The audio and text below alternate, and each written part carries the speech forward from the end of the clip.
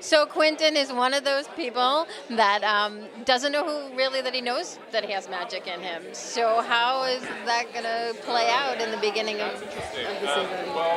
I mean, it's sort of bonkers, right? Everything that we'd sort of built.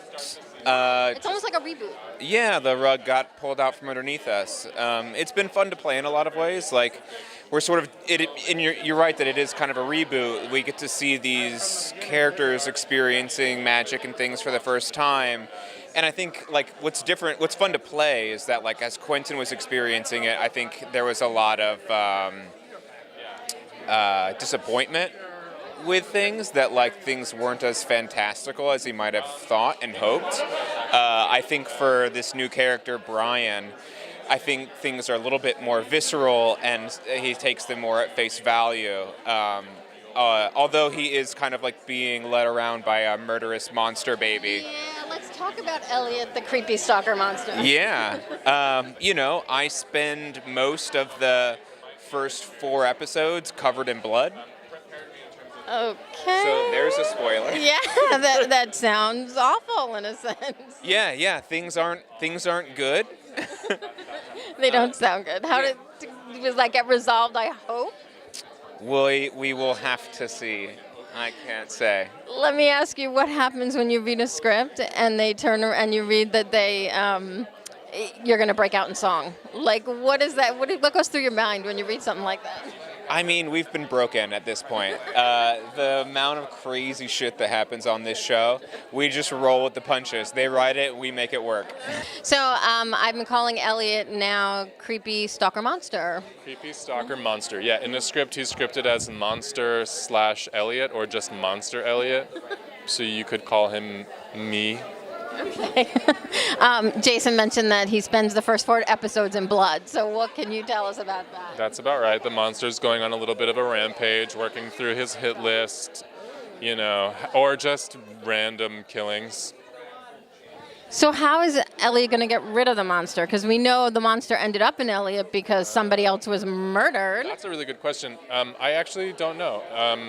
I haven't seen a trace of Elliot at all this season, so I hope soon. I know some of the other characters are concerned about his well-being, but the monster is kind of front and center for as far as I know.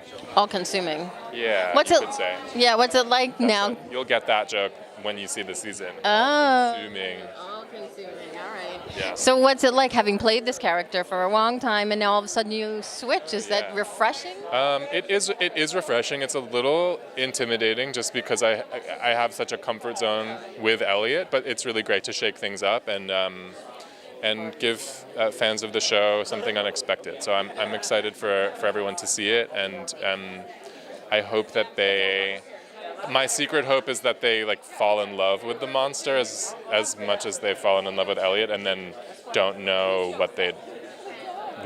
which they'd rather have. Yeah, Oh, that's my covert agenda that I'm not telling anyone about. Okay, well, you just told us. So. Anyway. One quick last question. What happens when you read a script and you see sings under pressure? What goes through your mind? Was it fun?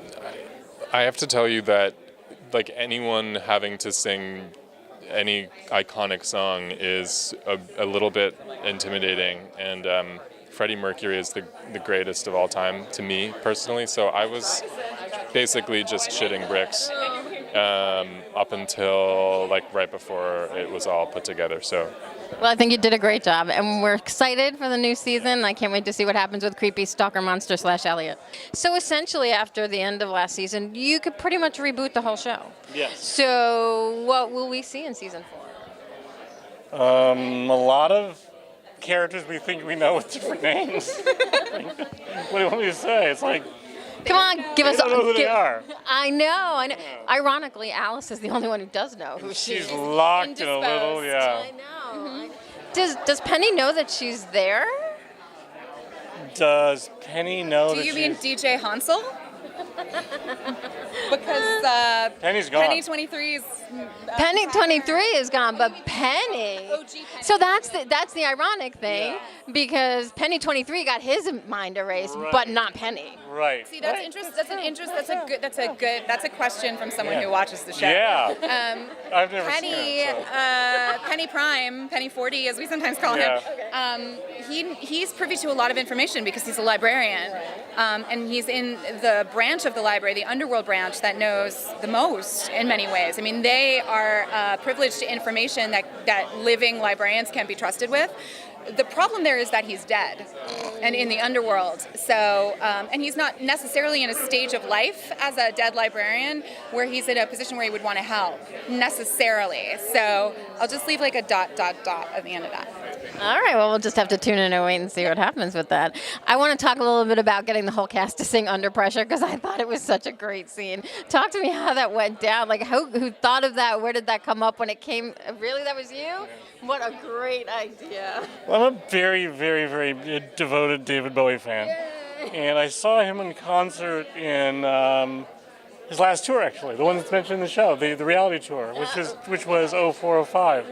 And obviously this is years before The Magicians, but when I saw that he did Under Pressure live, which you can see on YouTube, look it up.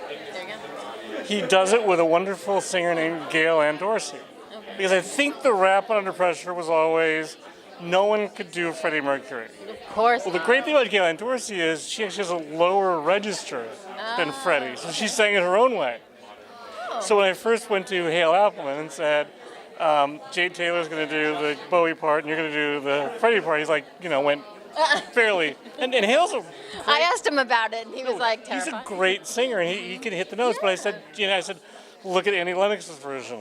Look at Gail Ann Dorsey's version. There's not just one way to do this, That said, he re-recorded his version 4 times. Well, I thought he did a great I think he did too, and he was right to do it. He just kept wanting to make it better and better and better. And it felt to me like a song in an episode that was about unity and how absent it had been, how little unity they'd had this season. It felt like if we could build the pieces to get there legitimately, which took a long time, and that was a long break. It was a long break. People are still scarred by the 6 weeks it took to get that story. It was worth it though. When something comes out well, nobody gives a shit how hard it was to do. They're just like, that was good. That was worth it. Yeah. The fans liked it. That's all. Yeah, and it felt earned, I think. I mean, I remember just watching the first cut going, I don't know if it's good, but it works. I can't say it was good. I just know we're not going to not air the episode. It definitely worked because I really remember it, and it sticks in my brain. So we are super excited for season 4. I'm sad we have to wait so long for it, but we can't wait for it. It's long enough. All right. Thank you guys so much for talking with us. Thank you. You too. So ironically, Alice was the only one who wanted to have her memory wiped, and hers was the only one that wasn't. Such a bummer. Yeah. So now she's locked in the library. And I was talking to the EPs about, is Penny going to come and help her? Oh. Not Penny 23.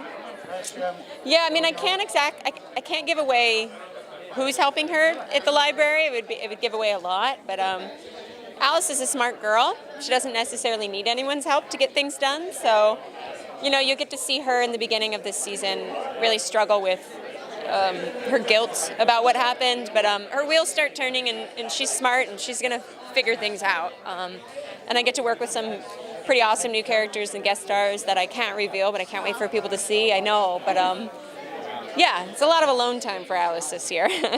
And so it seems. What can you tell us about the beginning of the season, where she is in a place mentally? I mean, I know you mentioned that, she feels guilty, but what else is going on for her? She's just questioning who she is yet again. She thought she knew who she was. She thought she knew her relationship with magic, but she has the most complex relationship with magic, being the only one born into it. It's been a lifelong journey for her, and I think right now she's just kind of in a place of accepting what it actually is and that it's not going anywhere, and that she has to figure out a way to function with magic, even though it's a messy, dirty thing. And yeah, I don't know. We just started shooting, so I don't know where the whole season is going right now. I'm just very deep in in my jail cell.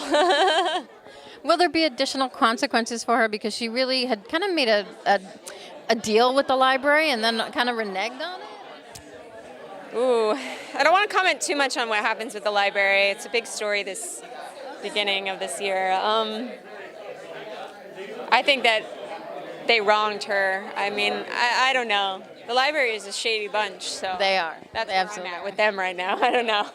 All right, if you could sum up season 4 in one word, what would it be?